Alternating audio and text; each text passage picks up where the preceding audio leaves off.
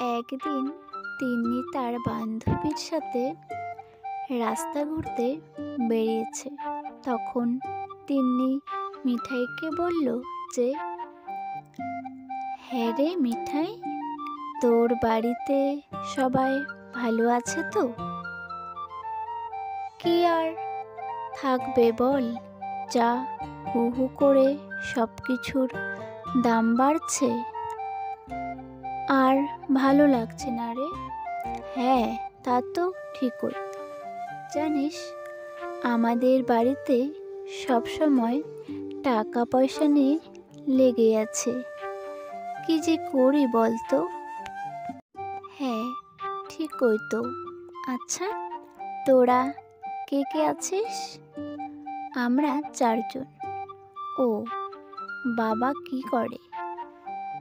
বাবা কি আর করবে, কৃষিকাজই করছে। ও আচ্ছা, এটাই তো মুশকিল। একা একা কাজ করছে, একটু আধটু তো ঝামেলা হবে, তাই না? জানিস, আমার না কিছু ভালো লাগে না। এক এক সময় মনে হয় সত্যিই যদি কিছু আমি করতে পারতাম। হ্যাঁ, কিন্তু কি আর করবি? আচ্ছা, যাই হোক, সব কিছু নিয়েই তো পরিবার, তাই না? ঠিক একদিন তোদের পরিবার ঘুরে দাঁড়াবে, তুই দেখে নিস, হবেই। সত্যি কি তাই? হ্যাঁ রে, কোনো চিন্তা করিস না। একটা কথা কি জানিস, যে চেষ্টা করবে সে ঠিক একদিন দাঁড়াবে, এটা আমি বিশ্বাস করি। আচ্ছা, তোর কি কিছু করার প্ল্যান আছে?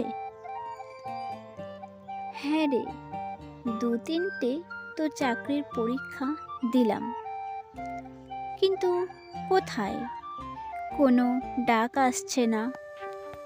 চালিয়ে যা, ঠিক পারবি। হ্যাঁ রে, সেটা ভেবেই তো আছি।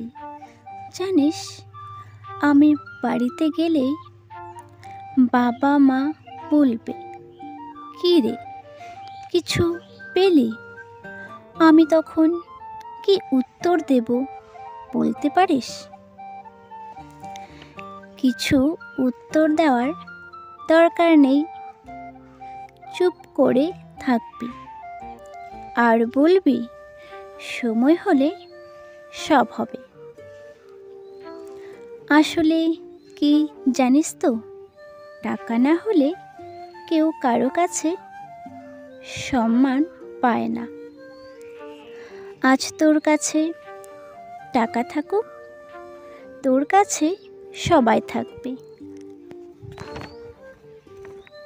আচ্ছা, অনেক হয়েছে, অনেক ঘুরলাম, চল আমার বাড়িতে।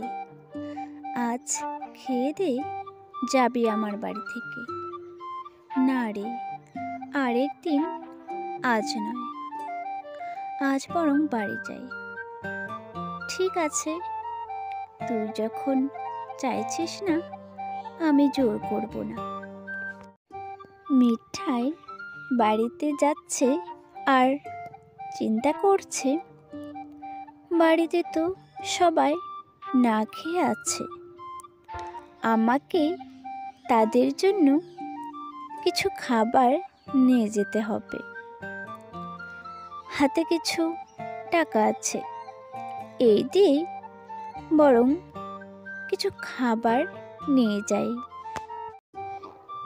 মা, বাবা, কোথায় তোমরা? এই তো, তা কিছু খাবার পেলি রে? হ্যাঁ মা, এই দেখো, তোমাদের জন্য আমি খাবার নিয়ে এসেছি। আচ্ছা মা, তোমরা খাও, আমি একটু আসছি। বাইরে দাঁড়িয়ে কান্না করছে, তার বাড়ির অবস্থা খুব খারাপ দেখে। হঠাৎ একজন লোক এসে বলল,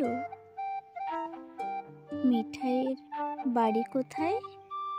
তখন মিঠাই বলল, আমি মিঠাই। ও, আপনি মিঠাই? আপনার চাকরির লেটার এসেছে। তখন সে আনন্দে বলে উঠল, কি, আমার চাকরিটা হয়ে গেছে? হ্যাঁ, আপনি চাকরিটা পেয়ে গেছেন। মা, বাবা, কোথায় তোমরা? কোথায় গেলে? কি রে, কি হলো? আমার চাকরিটা হয়ে গেছে। কি বলছিস?